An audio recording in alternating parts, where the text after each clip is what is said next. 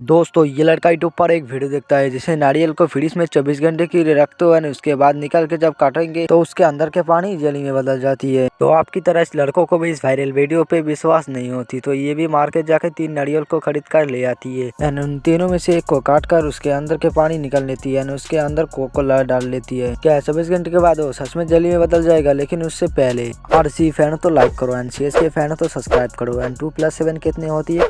देखते कितने लोग सही आंसर दे पाती है। दोस्तों ये तो सच में जली में बदल जाती है।